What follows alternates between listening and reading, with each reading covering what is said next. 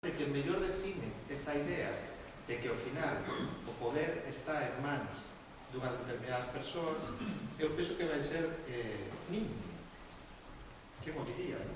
Vai ser Nin o que mellor explica isto, non? E di nun fragmento: sin dictadura non se ha realizado pues en el mundo ninguna revolución profunda. Sin dictadura no se ha realizado pues en el mundo ninguna revolución profunda. Pero la diferencia entre la dictadura burguesa, aún en sus formas más democráticas, y la dictadura del proletariado, radica en que la primera consiste en la represión violenta de la resistencia de la mayoría de la población, constituida por las masas trabajadoras de las ciudades y de los campos. Y la segunda se ejerce contra la resistencia de los explotadores, que constituyen evidentemente una minoría. En ese sentido, o trotskismo, co que, a pesar de todas as desavenencias, en principio é onde se alinea Nin, non que puxera en dúbida a pertinencia da existencia da dictadura do proletariado, ollo con isto, é dicir, a idea é conxunta, en isto non hai unha discrepancia exactamente cos bolcheviques, é a participación política de todos os sectores das casas traballadoras. Aí está a discusión, quen son todos os sectores das casas traballadoras, pero, por suposto, a anulación do dereito político ás clases inimigas. Eso, é dicir, aí non hai un Trotsky nin Stalin, ollo con isto, porque ás veces un pensa que ten unha imaxe un tanto estereotipada. Bueno, quizás... Eso é puro Lenin, Lenin, el Estado y la Revolución. La dictadura del proletariado, eso é puro Lenin. Lo que está diciendo Nin é puro Lenin. Claro, Lenin da Revolución de 1910, no que ven despois, que teóricamente se degenera e tal. Despois aí está o debate de si o sermolo da evolución está en propio Lenin ou tal, pero eso é puro Lenin, non se le está de la Revolución. Cambiando un pouco, e relacionando, por exemplo, o tema do Partido Comunista, digamos outro día na película de Rojos, de como se forma o Partido Comunista americano, debates, divergencias internas entre os socialistas, as dúas vertentes que se forman, o constitucional, etc. Como é, de forma máis concisa, este proceso en España? É dicir, como se comentaba antes, o xurcimento destas dúas vertentes, de como van confluindo as tres partes, se hai unha data de inicio, se cada esa data de inicio, e incluso o tema da data final. Estaría, por curiosidade, un pouco de xeito máis... Non sei se poderás de forma concisa, ese é o problema, porque me dixe no hai un... Pero aí Víctor a máxima autoridade. En España, a diferencia de otros países, como evoluciona despois o PC, hai que ir ás orixes, non? E as orixes son complicadas. Eu decía antes que non hai un nacemento, sino que hai varios. Hai unha referencia ás xuventudes socialistas, despois unha escisión do propio PSOE, despois outra escisión, como van confluindo. É dicir, é complicado a formación, pero a diferencia de outros países é unha escisión. Os partidos comunistas son sempre escisións dos socialistas, da socialdemocracia. A diferencia de outros países... Pero Francia, que é o partido que mayoritariamente o Partido Socialista no Congreso decide que se converte en comunista. Claro, e esa é unha diferencia de como é o Partido Comunista francés e o Partido Comunista español. Un partido que é máis forte de orixe e un partido que é moi pequeno en España. Entón, iso condiciona, en España condiciona tremendamente a propia evolución. O PC non é nada hasta o ano 36. Y se convierte en un partido parlamentario, una minoría parlamentaria que son 16 diputados, o sea que es minoritario. Y sin embargo, en un año se convierte en la principal fuerza de la República. Eso no pasa en otros sitios, claro. Entonces, ese pecado de origen marca a evolución do PC. Non sei se a seu respondente. A diferencia de outros, non? Entón, o PC non é nada hasta muy avanzada la República, hasta las elecciones de febrero del 36. Y ainda así, el partido de 16 diputados, una minoría muy minoritaria. Lo que pasa es que después se va a la guerra, y eso es lo que llega a fuerza. Que por eso se convierte en un partido, no de la revolución, sino un partido de orden, de defensa de la República. Que tamén se cruza curiosamente isto coa obsesión, por así decirlo, polo partido, polo propio concepto do partido, ¿no? Que iso é algo moi característico desto que estamos falando, non? E que tamén aparece, curiosamente, nas obras de diferentes perspectivas. Por exemplo, Fernando de los Ríos. Porque ese é o inicio de 1903 da separación entre bolcheviques e bolcheviques. Está aí, cando se separa o que é a definición do membro do partido, a distinción entre mayoritarios e minoritarios, bolcheviques mayoritarios e minoritarios. Por eso vai a ser un fío conductor de toda a historia do proceso de relación con a Unión Soviética, a definición do partido. Pero é unha cuestión casi un fetichismo, non? Do que falan aquí os autores, non? Efectivamente, porque están tamén moi acostumbrados ao problema das expresións e iso condiciona, non? Fernando de los Ríos, por exemplo, di: el partido, esta es la obsesión de los bolcheviques rusos, de tal modo que a causa de él ha llegado en esta revolución de significación social a esfumarse la masa en un largo periodo como órgano de poder. Se ha desvirtuado el soviet y no tiene ninguna de las atribuciones que soñó con ejercer el sindicato. Solo hai o partido, ¿no? E logo Hidalgo tamén fala, fai unha comparación moi interesante, ¿no? Entre o que é o partido e a igrexa, ¿no? E entón di Hidalgo. O jesuitas, además, ¿no? Porque sacó sus juicios. Vamos a ver como di, ¿no? Y de toda esta charla interesantísima yo he sacado la certeza de que el Partido Comunista tiene algo de la vieja época de la Iglesia y de la vida interna de las grandes asociaciones confesionalistas, en las que sus miembros, en el afán de organizar en fervor y disciplina, tachan a los demás de tibios, de faltos de fe, de heterodoxos, de defensores de personas o teorías sospechosas o de interpretaciones condenadas por atacar el dogma. Con iguales procedimientos, los jesuitas, como aquí los soviets, organizan a los chicos inculcándoles desde pequeños la defensa de un credo, amamantándolos en la más pura ortodoxia, instruyéndolos en los procedimientos de ataque y defensa, apartándolos de la herejía, fomentando la intransigencia y la propaganda. Esto de Hidalgo, que comenta esta, que non deixa de ter unha visión positiva como moi edulcorada, como decíamos antes, ¿no? Lo que pasa, ¿no? Pero bueno, efectivamente se detecta esa cuestión do partido, ¿no? Que de alguma maneira é central, ¿no? E que vai ser sempre central, ¿no? No funcionamento do que atreveríame a dicir a organización comunista ata os nosos días, ¿no? Es central, lo que usamos. Exactamente. Y el centralismo democrático, estamos en el tempo democrático, pero tenemos en el centralismo. A ver, máis voces, que hai moita xente que non dixo nada, estivo aquí aguantando toda a sesión, todas as nosas intervencións a la xente, pero seguro que tedes algo que dicir. A ver, animo aí, a ver, quen... A ver, veña, por aí. Un pouco como curiosidade, Diego Hidalgo, un tipo curioso, por lo menos a nivel ideolóxico. Cal é a súa postura no comezo da Guerra Civil? Ai, a súa postura no comezo da Guerra Civil, como te podes imaginar, tamén é curiosa, non? É unha destas figuras que os queren fusilar un pouco por todos os lados, non? E, fundamentalmente, o queren fusilar, en primeiro lugar, na zona republicana, porque o consideran intelectual e políticamente responsable do que pasou en Asturias no 34, que non é pouco. Ainda que despois el se encargará de escribir un libro no cal xa o título deixa claro, non me acordo agora, creo que tiña aquí de feito a portada, no que se intenta xustificar, por así dicilo, do que foi aquel episodio seu do paso polo Ministerio da Guerra, non? No ano 34.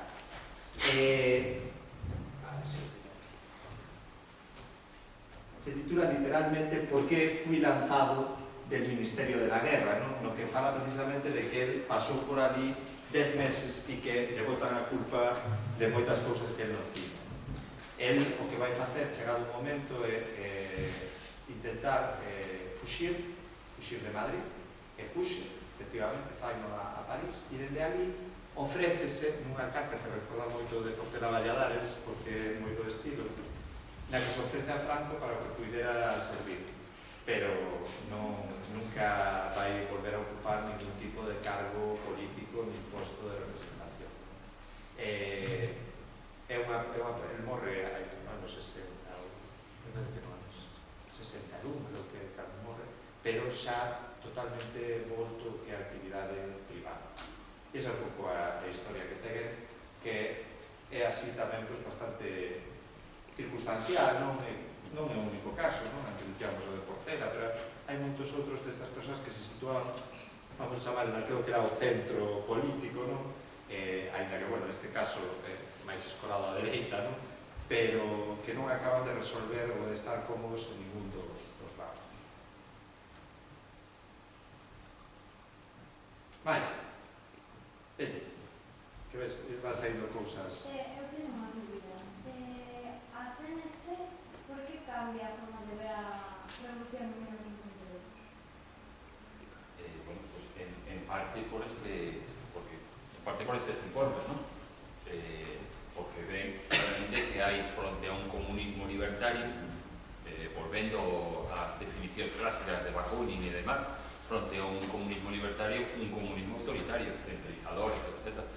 Y non pode entrar, a CNT non pode entrar, non se pode manter nas estructuras creadas por los soviéticos, que supone centralización, etc. Entonces, yo creo que en parte los informes son definitorios. Tamén condiciona moito a idea de que os propios bolcheviques son represores de anarquistas. E despois tamén os fragmentos dos propios bolcheviques, cando crean a Terceira Internacional, en principio para extender digamos, aí hai un punto de inflexión, que a Terceira Internacional pasa de ser unha intención de extender a revolución polo mundo a ser unha correa de transmisión dos vaivens internos da política do goberno da Unión Soviética. Entón, ahora toca clase contra clase. Bueno, pues, o Partido Socialista traidor, non sei que e tal. Ahora toca Frente Popular, o Partido Socialista amigo, non sei que. Ahora toca... Ahora que son Cortés está continuamente dando bandazos. Además, dando bandazos que non teñen outra razón de ser que os intereses do Unión Soviética. Mais, ¿Se puede decir que en España, durante los años 20 y los 30, la visión predominante que hay de la revolución soviética es la de los comunistas libertarios, anarquistas, que lo ven como un proceso autoritario que se vuelve un régimen de terror? ¿Se puede decir que esa es la visión más o menos hegemónica entre lo que son movimientos sindicales, partidos? Depende, no sé si hegemónica. Nos años 20 vuelvo a la respuesta. Yo creo que los años 20 son un poco particulares por la propia estructura política, de oportunidades políticas en España, ¿no? La dictadura. Nos años 30 yo creo que el mito soviético está ahí. El mito soviético y ejerce una cierta influencia. Claro, las posturas ya están muy marcadas. Claramente no aposta por esa vía, os socialistas tampouco, o PC está medrando. Función hegemónica, desde logo o mito soviético, antes falabas ti dos símbolos e demais, no imaginario sigue sendo a revolución. Non sei se é autoritario ou non autoritario, pero a Unión Soviética sigue sendo o foco que ilumina o proletariado. E non deixa de haber tamén visións claramente positivas. Pois nós aquí temos que pasamos un pouco por riba, pero o caso, por exemplo, de Acevedo, non? Acevedo di: cuando yo llegué a Rusia, dos preocupaciones embargaban profundamente mi espíritu. ¿Estará el régimen soviético asistido del apoyo popular que necesita para continuar resistiendo victoriosamente los embates del enemigo exterior y las asechanzas de los que solapadamente en el interior dominan? ¿Habrá llegado en pureza ideal al máximo posible dentro de las dificultades con que tiene que luchar y de los obstáculos que ha de vencer? Pronto me convencí respecto a la primera preocupación de que el régimen que impera en Rusia desde noviembre de 1917 está tan dentro del alma de aquel heroico pueblo que no habrá poder humano capaz de derribarlo.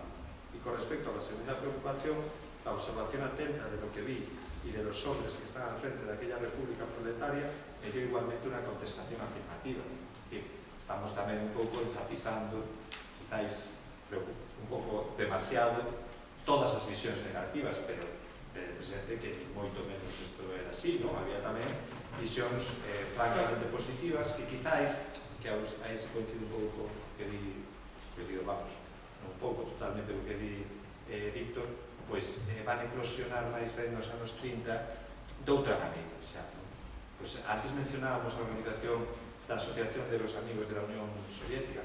Facedo o favor de abrir internet e mirar en Wikipedia a lista de militantes fundadores da Asociación de Amigos de la Unión Soviética.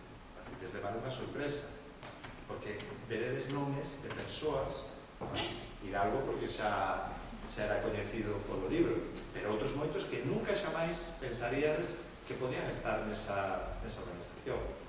É dicir, efectivamente, non era todo, como estamos aquí un pouco tamén deixando ver, poñer o aceno en aqueles aspectos negativos. Seguía primando, por exemplo, esa visión moi mitificada e idealizada do que era a revolución, que a revolución non deixaba ter sido unha transformación radical.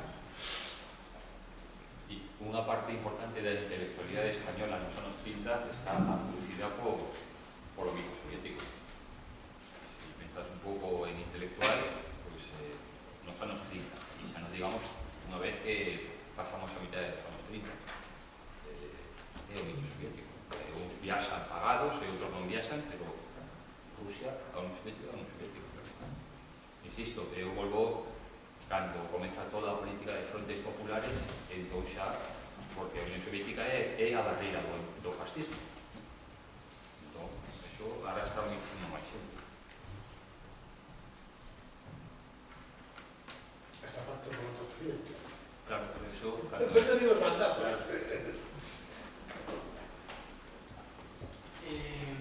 Deixando un lado o libro de Nin, os outros cartos siguen unha dinámica de unha persoa que realiza un viaxe e que, bueno, que o que acaba escribindo, que acaba vendo, observando, analizando, vai defender a súa condición, o seu Hidalgo, é unha persoa de clase media alta, non moi ben, que non ten ningún contacto ni conversación con ningún burócrata, ni membro do Partido Comunista, ni ningún bolchevique, e os outros, por lo contrario, pues sí que están dentro desa dinámica, e ao mesmo tempo tamén hai un contexto diferente de Hidalgo, años 28, os outros están en principios dos 20, e evidentemente a situación rusa é moi diferente, ¿no? Pero a mí me chamou moita atención, según se iban lendo textos e según se iban de intervencións, o feito de que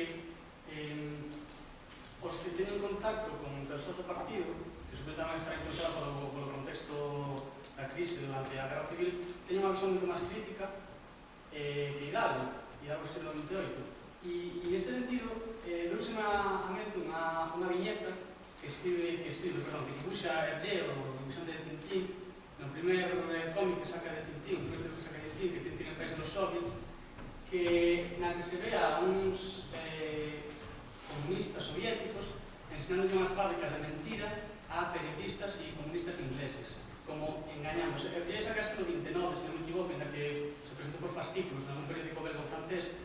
E é curioso porque claro, a mí fixo pensar, ostras, a xente que está en contacto cos bolcheviques nos principios dos 20 ten unha visión crítica, e o que está mostrando, que supoño que el non fixo ninguna viaxe a Rusia e non tivo ningún interés, por lo menos por lo que se pode ver nese TVO, por informarse acerca do que realmente podía estar sucedendo en Rusia ou non, e que tamén supoño que responderá a un interés incluso propagandístico dentro do periódico para que escribise, pois que non a realidade destas persoas, destes autores, destes libros, reflicte o contrario que se expresa nese habitante. E a mí chamou moita atención por lo que se iba sacando aquí a través das lecturas de España ou de segundo ou do PSOE, non me acordo non. Pero Ríos. Sí. No sé si fai referencia a Hidalgo, ahora non recordo, pero ao mesmo tempo que Hidalgo está na Unión Soviética hai unha especie de crucero turístico organizado por la Unión Soviética, por unha especie de esencia de viajes, y van bastantes intelectuais e burgueses españoles, y evidentemente son levados donde interesa que es esa, ¿no? Eso o libro de Pestaña o denuncia tamén, ¿no? Como cando van de viaxe por a Unión Soviética no ano 20, 21, tal cual, pois van a tal e sempre lle recibe a banda de música e as masas coa banderita. E vai a outro sitio e al mismo di que iso todo que é un montaxe, non?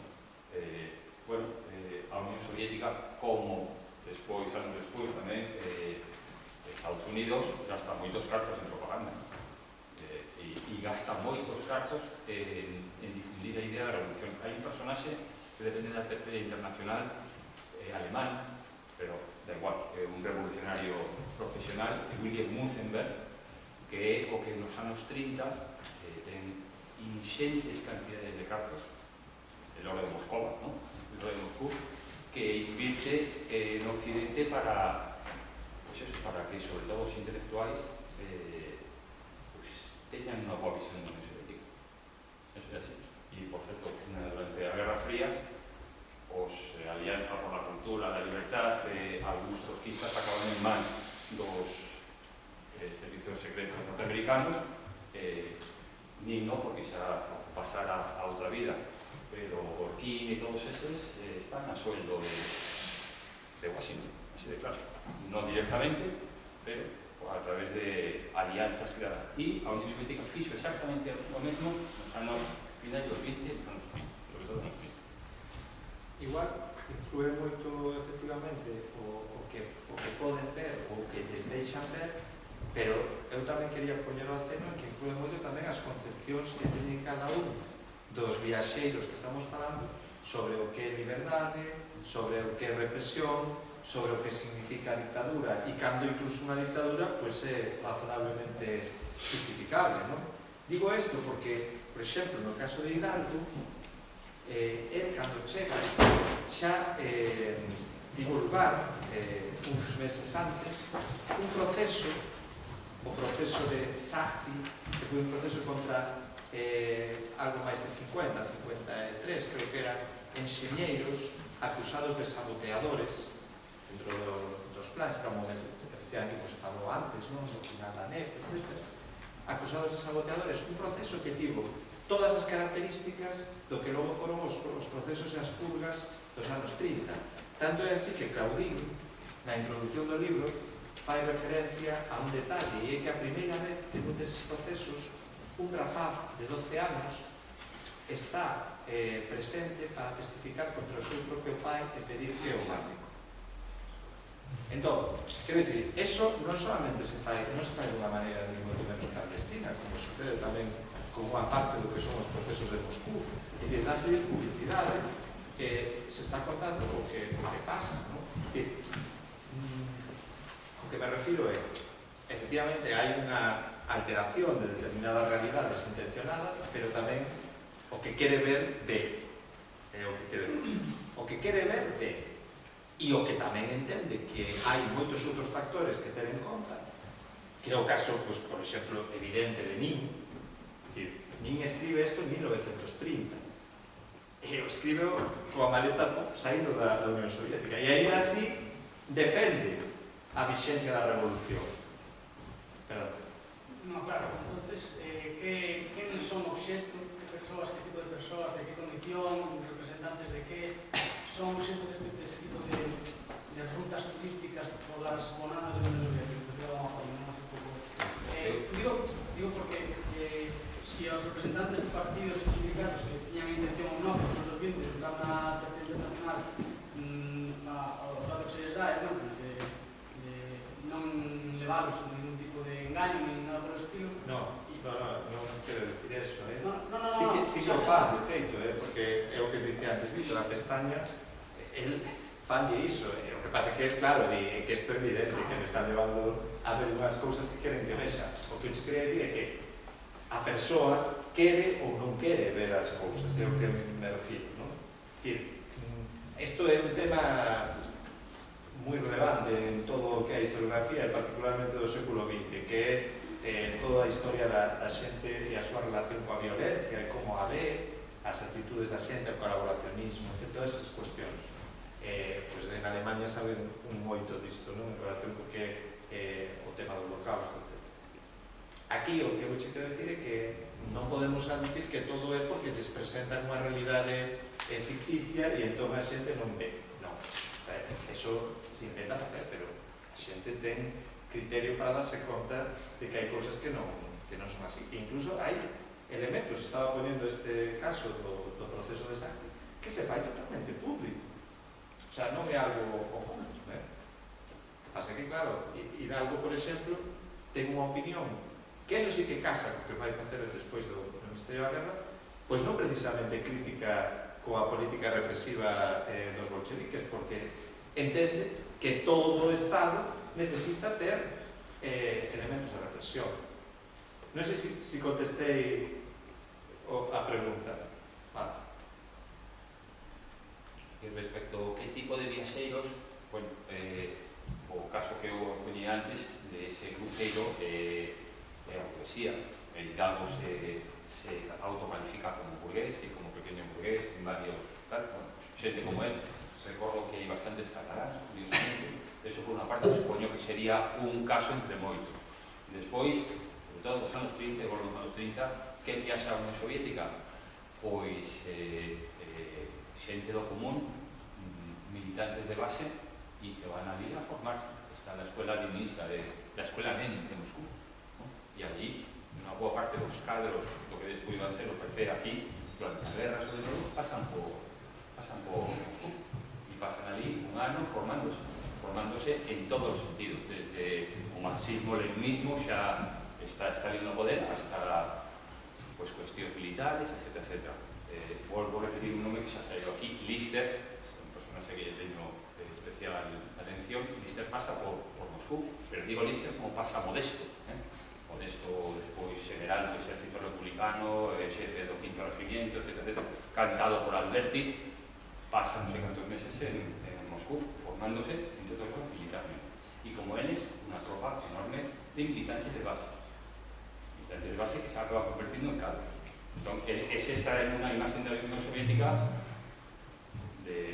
como a de Acevedo, ¿no? de convertidos, de auténticos conversos. Estaríamos adoctrinando, ¿no? Claro. Lo digo de coña. No, ya, que hai que porselo no ambiente, un pouco da época. Que sí. O sea, estaba convencido, vamos, non é... Mais? Por canto falabas do PC, de cando morría supuestamente, o frío da morte, pero tamén hai 40 anos, cando no 77, en abril, cando é legalizado o Partido Comunista, ten que aceptar a bandeira de España, a monarquía, entrar no comunismo, todas estas cousas. Realmente hai que hai outra decisión tamén, que é o que conhecemos agora co Partido Comunista dos Povos de España, o PCR, que non acepta estes postulados e segue vivindo no pasado. Como tal o Partido Comunista Histórico, que logo estamos falando, do limitado e tal, e sei que se pode decir que remata no 77. Segue estando por aí, pero de forma testimonial. De todas maneras, eu volvo de antes, volvo de antes, o PC, a súa trayectoria foi, insisto, na Guerra Civil, que é un momento de máis potencia, con varios centros de miles de militantes, é o partido que defende a orde republicana. E cando chega ao antifranquismo, salvo os primeiros anos da guerrilla, que foron, e deron os resultados, é un partido, non é un partido revolucionario, non é un partido que busca derrocar o franquismo. Bueno, pois a partir do ano 56, se queres, xa non tes que chegar ao 57, desde a política de reconciliación nacional, e aquí hai que xuntarse incluso cos fillos de falangistas que están ingresando no PC.